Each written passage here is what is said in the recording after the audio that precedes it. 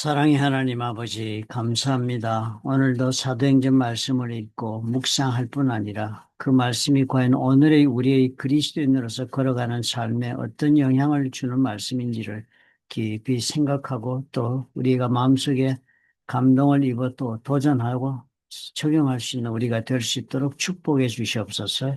예수님 이름으로 기도합니다. 아멘. 10월 24일입니다. 사도행전 18장 12절부터 23절의 말씀입니다. 오늘 이야기를 가만히 보니까 지금 이 선교 여행 두 번째 나온 길인데요.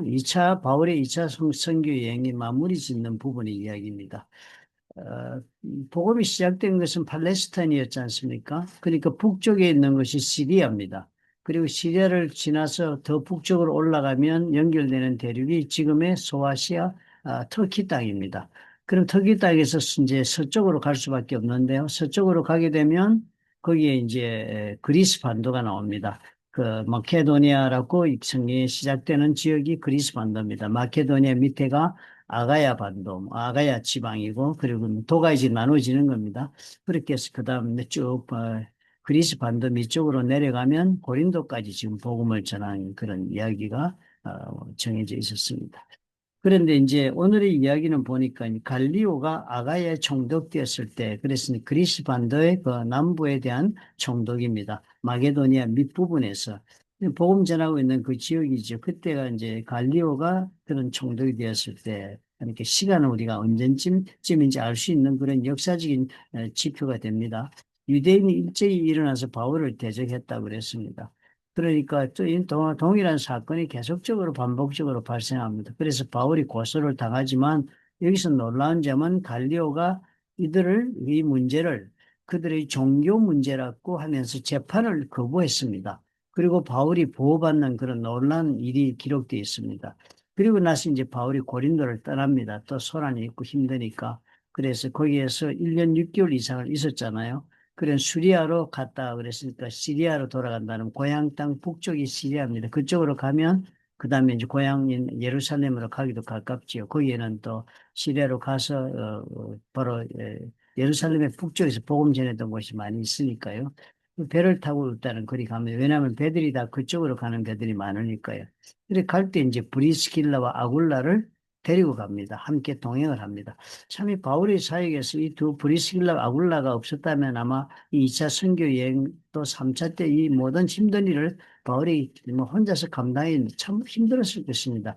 그런데 하나님께서 참 절묘하게 이렇게 필요한 사람도 보내시고 또 이렇게 고발을 당해서 관청에 끌려갔는데도 보호받는 문제가 생겼습니다. 이런 거 보면 이건 또 이미 하나님께서 로마 시대 복음을 전하기 위하여 이런 모든 제도적인 장치를 해놓은 것 덕분에 덕을 보는 겁니다.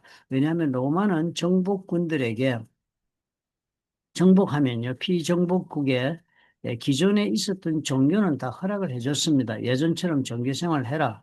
그리고 단지 정치적으로 이제 뭐 로마의 법을 따라서 다스리도록 그렇게 요구를 했습니다. 그런데 대개의 피정복국들이 아주 문화 수준이 낮았습니다. 정치 수준이. 그래서 로마의 법이 그들의 법보다도 상위의 법이었기 때문에 대개의 경우의 나라들이 로마의 법을 다 기쁨으로 받아들였다. 놀라운 그런 기록들이 나옵니다. 그래서 팍스 로마나, 즉 로마가 세계를 다스릴 때 세계적인 평화의 시대가 시작이 되었다. 그래서 팍스 로마나 시대라고 말을 할 정도로 그런 여건이 형성되어 있었습니다. 그런 덕분에 사도 바울이 지금 막 동족들한테 거부를 당했잖아요. 그랬더니 갈리오 총독이 참 명석한 정치가네요. 총독이 그 문제를 가만히 들어보니까 너희들 종교와 풍습에 관한 거라면은 우리가 로마의 법으로 관여할 바가 없다. 너희들끼리 해결해라. 그렇게 돌려보낸 것을 봅니다. 참 이렇게 하나님은 뭐 복음이 전파될 수 있는 그런 정치적인, 경제적인, 사회적인 그런 여건을 다 준비해 두시고 예수 그리스도 이 땅에 오시고 그 십자가 사건과 부활 사건이 이렇게 전파될 수 있도록 하나님이 역사하고 계신 것입니다. 언제나 이 강력한 반대는 이방 족속이 아니라 유대인들 사이에서 벌어졌다는 것이 얼마나 슬픈 일인지 모릅니다. 유대인들은 하나님의 율법을 거스리며 하나님을 경외한다고 바울을 고발했지만 하나님 앞에 보호받으면서 하나님의 섭리 속에서 이 복음의 길이 열려가고 있습니다. 이어져 가고 있다. 즉 하나님의 주권 아래 이 복음 사역은 진행되는 것이므로 사람의 힘으로 막을 수가 없다는 것이 오늘 사도행전이 우리에게 가르쳐주고 있는 놀라운 하나님의 구원 역사의 현실의 모습입니다. 지금도 마찬가지일 것입니다. 하나님이 정말 예수님 다시 오실 때까지 성령의 역사하시는 그 은혜를 통해 복음을 전하는 이 사역은 어느 누구도 막을 수 없는 그런 하나님의 주권을 통한 구원 사역의 진행 중에 우리가 살고 있다는 것을 여러분 잊지 마십시다.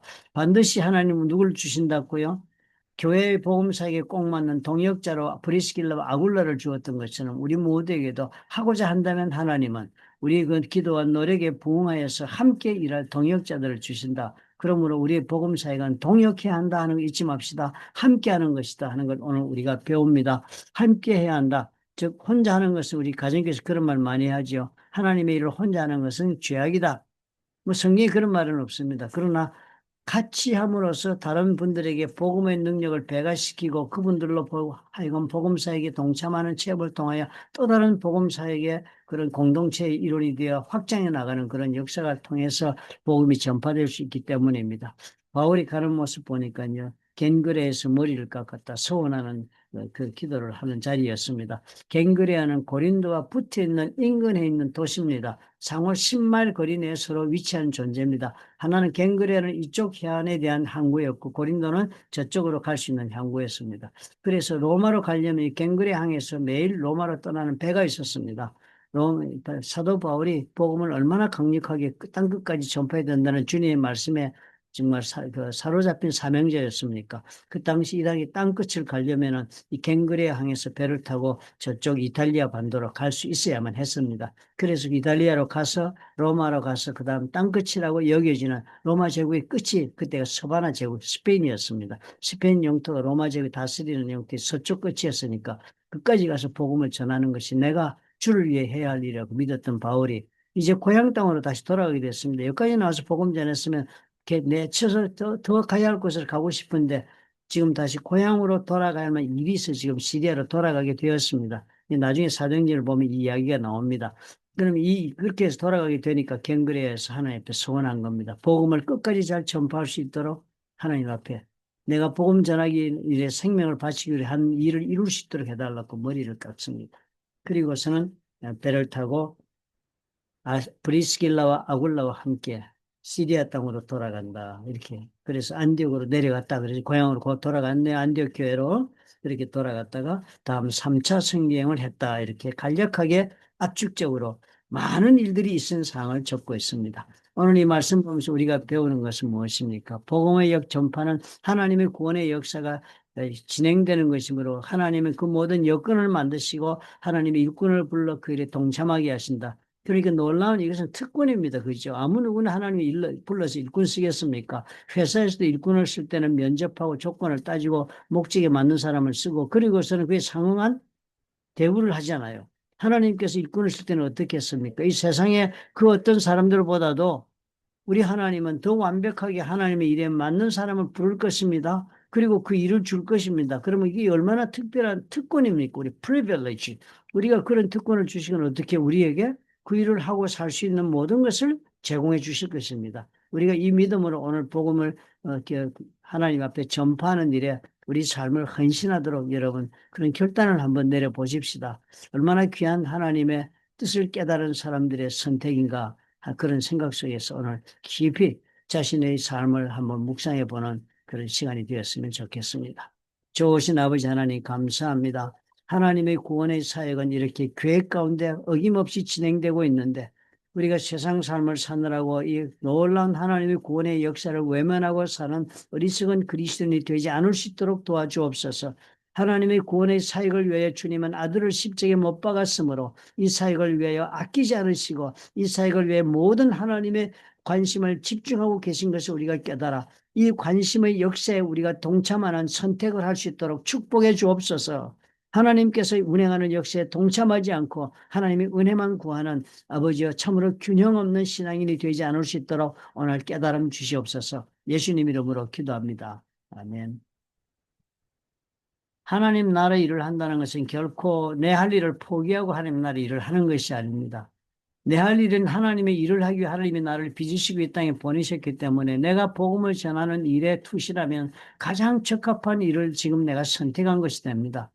우리가 저기 다른 교회에서 세미나나 컨퍼런스 할 때로 목자 세미나를 가보셨죠. 그 모든 헌신한 사람들의 공통적인 대답은 자기가 지금 종사하고 있는 생업은 부업이고 자기 주업은 하나님의 복음을 전하는 일, 하나님의 나라를 세우는 일에 헌신하는 것이라고 합니다. 하나님께 더 잘 헌신하기 위해서 내 직업은 나의 부업이 되고 있다. 그리고 이 직업은 하나님이 주업을 잘 감당하라고 주신 부업이라고 그들이 고백하는 스트레스 얼마나 큰 도전이 되었고 감격이 있었는지 모릅니다. 그런 우리 도전이 우리 좋은교회 성도님 여러분 모두에게도 있었으면 좋겠습니다. 예수를 믿는 모든 그리스도인들에게도 그런 깨달음과 그런 도전을 선택하는 용기가 있었으면 너무 좋겠다 하는 그런 기대를 해봅니다.